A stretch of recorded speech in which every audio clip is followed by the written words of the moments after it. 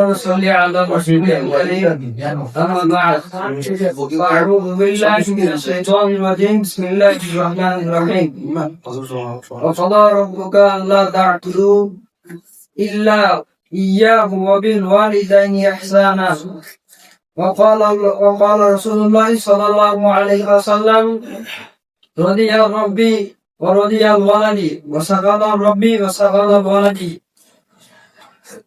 গতকাল জামিয়া আশরাফিয়া শেখরা মাদ্রাসা সাপ্তাহিক গতকাল জামিয়া আশরাফিয়া শেখরা মাদ্রাসা এই বার্ষিক সেমিনারে সম্মানিত বিচারক ও সভাপতি মহোদয় এবং আমার সামনে দিন প্রিয় ইসলাম প্রিয় ভাইরা বিভিন্ন জায়গা থেকে ফারেক করে আজকে আমরা এই দিনে মজলিসের মধ্যে বসার তৌফিক পেয়েছি।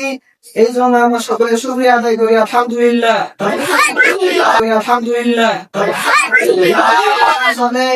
মহামানবের প্রতি আমরা সঠিক দোয়াকে গ্রহণ করি সাল্লাল্লাহু আলাইহি ওয়াসাল্লাম। থেকে আয়াত গ্রহণ করেছি।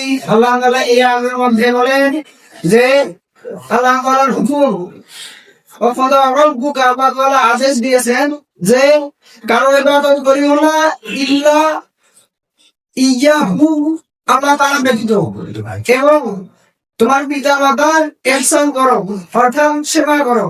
আল্লাহ তাআলা আদেশ দিয়েছেন, তো আমাদের পিতা মাতা আমাদের উপর কর্তব্য হচ্ছে তার খেদমত করা। তার খেদমত কিভাবে করবো? ইরাকি এক ব্যক্তি বলেছে যে শামে সিরিয়ায় এক ব্যক্তি খুব বুজুর্গ হয়েছে, যে দোয়া করলে তার দোয়া কবুল হয়ে যায়। এই ইরাকি ব্যক্তি সেই সিরিয়ার ব্যক্তির সন্ধানে বাইর হয়ে পড়েছে।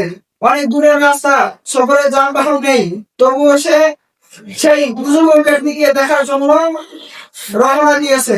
অর্থাৎ মুস্তাজাবুদ দাওয়া, যা দোয়া আল্লাহ তাআলা গ্রহণ করেন, প্রত্যেকটি দোয়া। তো এই ইরাকি মুসাফির ব্যক্তি অনেকদিন পর সেই সিরিয়ায় গিয়েও উপস্থিত হন, এবং দুঃখের বিষয় সেই ব্যক্তির দেখা পান না যে তার স্থান কোথায়, তার পাশের স্থান কোথায়। অনেক খুঁজতে এক ব্যক্তি দেখা পেল, যে জিজ্ঞাসা করলো, ভাই এই সিরিয়ায় একজন বুজুর্গ ব্যক্তি আছে যা দোয়া আল্লাহ তাআলা স্বয়ং কবুল করেন।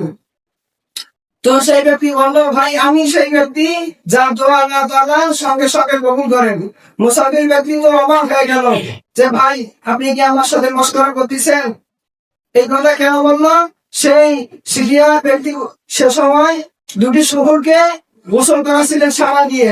এই দেখে সে আশ্বাস করে বললেন, ভাই আমার সাথে কি আপনি মজা করতেছেন? আসলে এটা না। সেই সিরিয়ার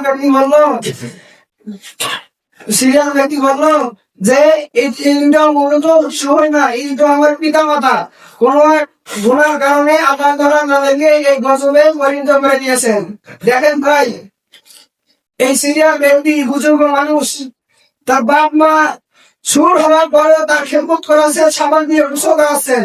গোসল করা এই আল্লাহ তাআলা এই দৃশ্যটা আল্লাহর কাছে অনেক প্রিয় হয়েছে, অনেক মাহবুব হয়েছে। এই কারণে আল্লাহ তাআলা তাকে মুস্তাজাবুদ দাওয়া বানিয়ে দিয়েছে। বলেন সুবহানাল্লাহ। ভাই পিতা মাতা থাকিতে করিও যত, হারাইলে বুঝবা তুমি হারাইছো কি রত। আল্লাহ তাআলা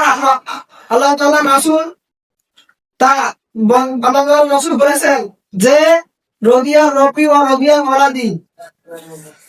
সাদাকাল্লাহুল আলিয়্যুল আযীম।